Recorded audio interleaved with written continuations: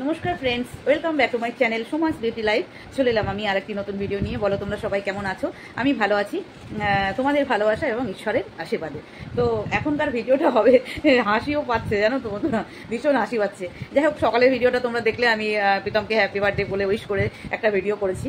তারপরে মানে আমি ভিডিওটা পাবলিশ করলাম, তারপরে পরেই দেখলাম আমাদের না দেন কে বলো তো বন্ধুরা, আমাদের বলদিমা। বলদিমা ভিডিও করেছে, জন্মদিনের উপহার দিয়েছে। যাক, আমি বলবো এতদিনে একটা সুবুদ্ধির কাজ করেছে, বুঝলি বলদিমা। ঝাপনের বউ বলদিমা, বুঝলি? ঝাপনের বউ, বুঝলি? তুই এতদিনে একটা সুবুদ্ধির কাজ করেছিস, যে সিদ্ধান্তটা নিয়েছিস আর যে সিদ্ধান্তটা নেওয়া হয়েছে, এটা যদি বরকরার থাকে, ঠিকঠাক থাকে, মানে স্ট্যান্ড পয়েন্টে ঠিক থাকে, তাহলে বলবো এতদিনে একটা ঠিক পয়েন্ট নিয়েছিস।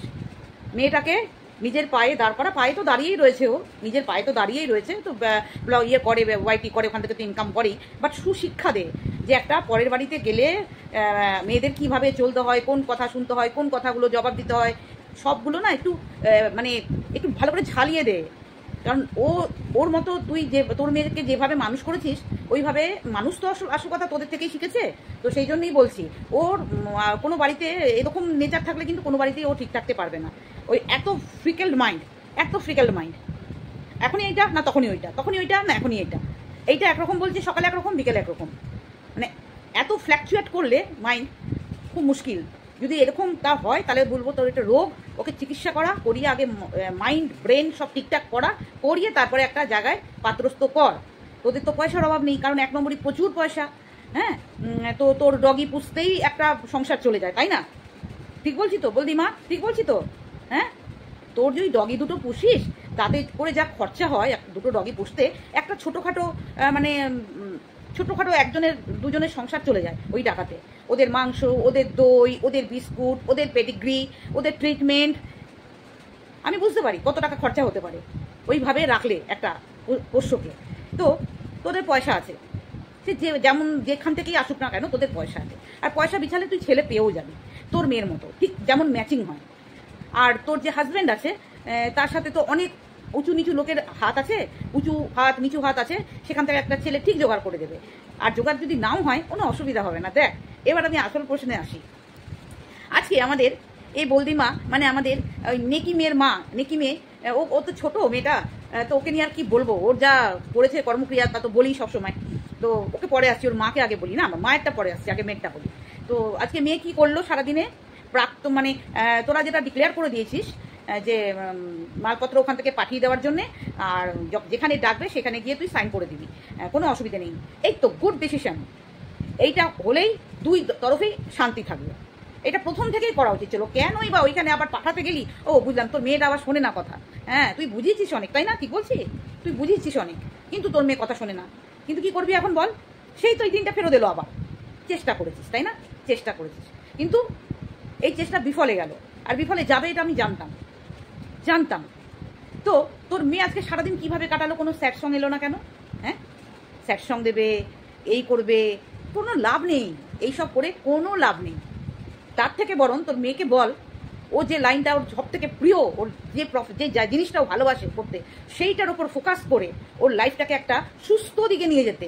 এইটা যেটা করছিল, এটা একটা অসুস্থতা, বুঝতে পারলি বলদিমা? তুই বুঝতে পারলি? ওখান থেকে এবার জিনিসপত্র নিয়ে আয়, জিনিসপত্র কিচ্ছু রাখা থাকে না, নিয়ে আয়, বলে দে, ওরা ঠিক পাঠিয়ে দেবে। তোদের একটা চুলো হয়তো আশা করি রাখবে না। তো যাই হোক, তুই ওখান থেকে জিনিসপত্র নিয়ে এসে মেয়েটাকে আগে সুস্থ কর। ওই ভালোবাসি, শোনাই মনাই, সোনা মনা ছোনা কুনু ওইসব বলে কোনোদিন এগোনো যায় না।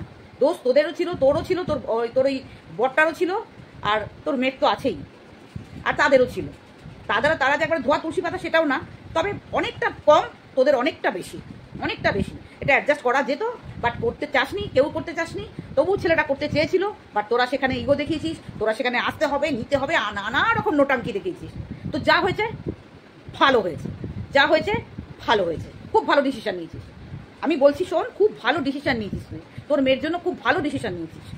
এতে ওই ছেলেটারও হিল্লে হয়ে যাবে, মুক্তি, তোর মেয়েও মুক্তি। এবার মেয়েটাকে ঠিকঠাক মতো যদি পারিস, এখনো সময় আছে, মাত্র 20 বছর বয়স, তাই না? বন্ধুরা, মাত্র 20 বছর বয়স।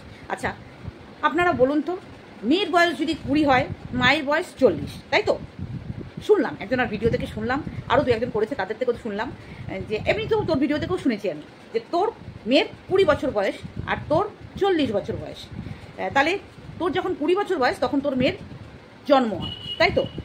আচ্ছা, তুই 19 বছর ধরে সংসার করছিস, বা 20 বছর, যে কোনো একটা হবে, 19 বা 20, তুই এটাই বলেছিস। আর তোর হাজবেন্ডটা তোর থেকে 10 বছরের ছোট।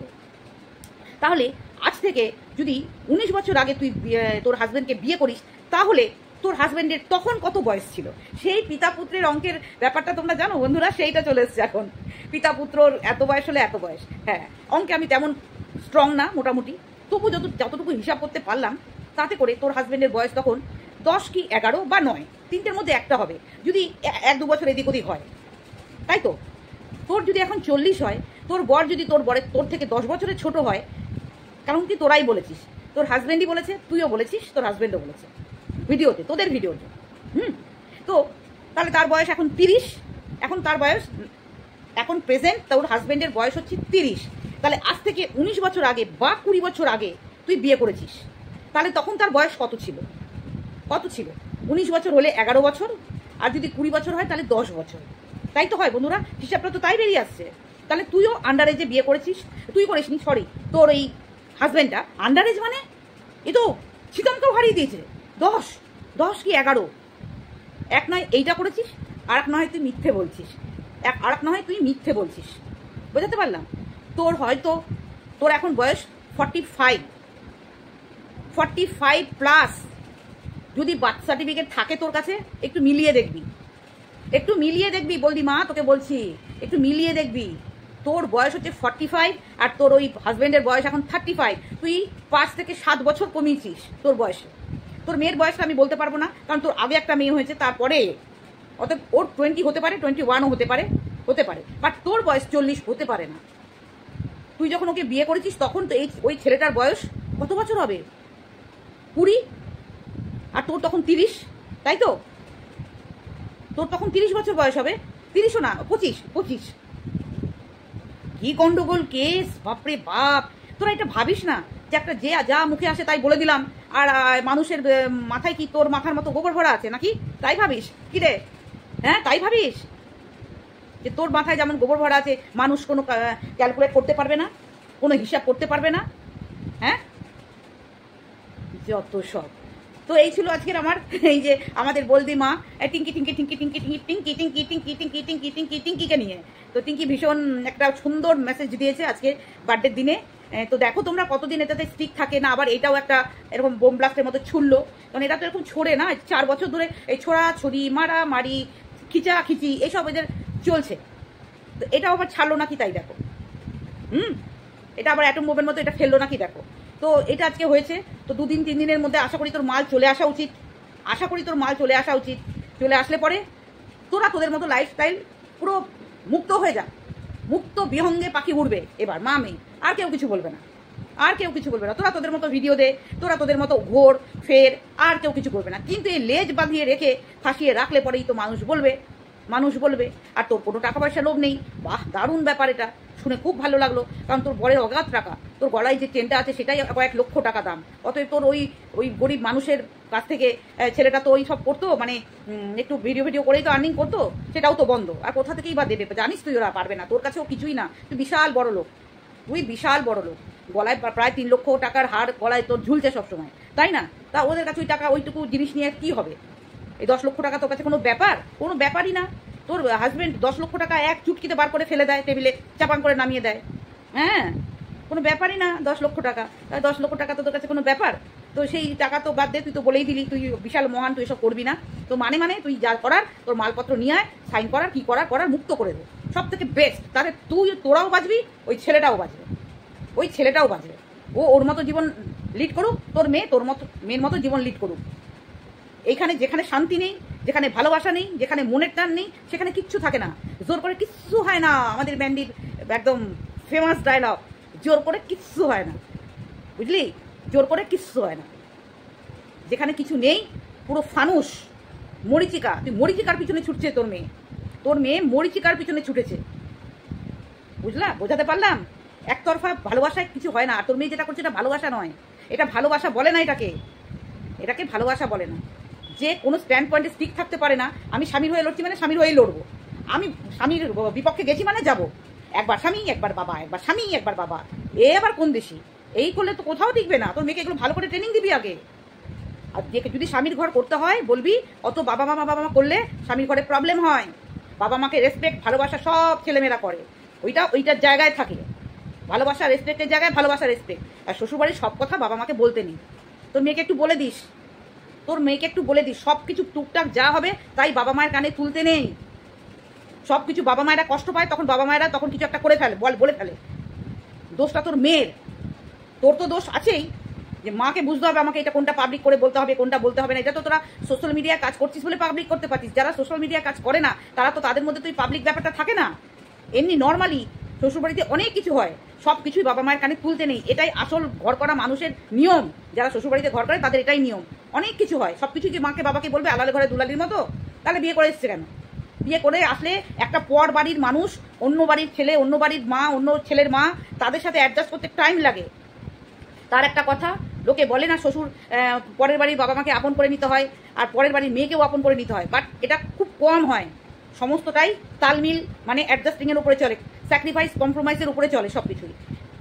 ব্লাডই হয়, রক্তই হয়। নিজের বাবা নিজের মা আর অন্যের বাবা মায়ের মধ্যে পার্থক্য আছে, যে যতই বলুক আছে পার্থক্য।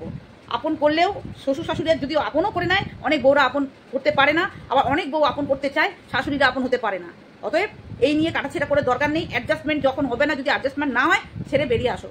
ওই লেগে থেকে আমি ভালোবাসি না তোমাকে, আমি চাই তোমাকে আমার চাই, এই পাগলপন যতদিন থাকবে ততদিন ওর শান্তি পাবে না। না তুই শান্তি পাবি, না তোর মেয়ে শান্তি পাবে, না তোদের পুরো পরিবারটা শান্তি পাবে, না ওই পরিবারটা শান্তি পাবে। বোঝাতে পারলাম? এতদিনে একটা গুড ডিসিশন নিয়েছিস, এতদিনে একটা ভালো ডিসিশন নিয়েছিস। এই ডিসিশনটা স্টিক থেকে নিজের মেয়েকে ঠিকঠাক পথে পরিচালনা কর, এটুকুই তোকে আমার বলার। আজকে এটা আমার এই টিঙ্কিকে নিয়েই বললাম। চলো, ভিডিওটা আমার এটাই ছিল। আর যোগের ওই অঙ্কের হিসাবটা একটু মেলাস, তো লাইভে একটু বলিস, হ্যাঁ লাইভে একটু বলিস যে এই অঙ্কের হিসাবটা ঠিক আমাদের মিলছে না, অঙ্কের হিসাবটা আমরা মেলাতে পারছি না। বোঝাতে পারলাম? ওটা একটু মিলিয়ে দিস আমাদেরকে। চল, এটুকুই বলার ছিল।